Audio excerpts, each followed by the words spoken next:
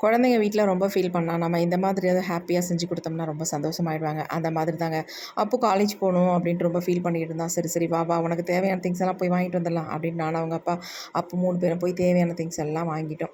ஏன்னா, இன்னும் ஒரு வாரத்தில அவன் காலேஜ் போறதுனால, அவனுக்கு வாங்கி குடுத்தா கொஞ்சம் ஒரு சேஞ்சா இருக்குமே அப்டின்ட்டு வாங்கி குடுத்துட்டு வந்தாச்சு. அடுத்த நாள் அவங்க அப்பா காலையில ஆஃபீஸ் போயிட்டாங்க. எனக்கு கொஞ்சம் ஸ்டொமக் பெயினா இருந்துச்சு.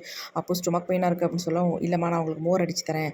வேற எதையும் கடையிலலாம் வாங்கி சாப்பிடாதீங்க வயித்த வலிக்குது அப்டின்னு சொல்லிட்டு அவனா மோர் ரெடி பண்ணான். அதுங்களாட்டி க்ரோ நம்ம வீட்ல பழகிருச்சுங்க. எப்பனாலும் நான் யோக்கெல்லாம் தூக்கி போடாம இந்த க்ரோக்கு வச்சு நல்லா பழக்கிட்டேன். வந்து வாய் விட்டு கேட்டு என்ட்ட வாங்கி சாப்பிடுங்க. அந்த அளவுக்கு நல்லாவே பழகிட்டாங்க. நம்ம ப்ரௌனிய பாருங்களேன், எப்பொழுதும் இப்படியே தான் படுத்துக்கிறாரு. அவரு எந்திரிக்க மாட்டேன்றாரு. இப்பலாம் ரொம்ப சோகமாவே இருக்காரு. அவரால முடியல. ஏஜ் ஆயிருச்சு. சரின்னு அப்படியே பேசிக்கிட்டே கத்திரிக்காய் கடைசல் பண்ணிடலாம் அப்படின்ட்டு அதையும் ரெடி பண்ணிட்டேன். அப்போ வந்து மோர் எனக்கு ரெடி பண்ணிட்டான். நான் ஒண்ணு சொன்னா போதும், உடனே எனக்கு செஞ்சு குடுத்துருவான். அந்த வகையில ரொம்ப ரொம்ப நல்லா ஹெல்ப் பண்ணுவான். சொல்றத தட்டாம செஞ்சுருவான்.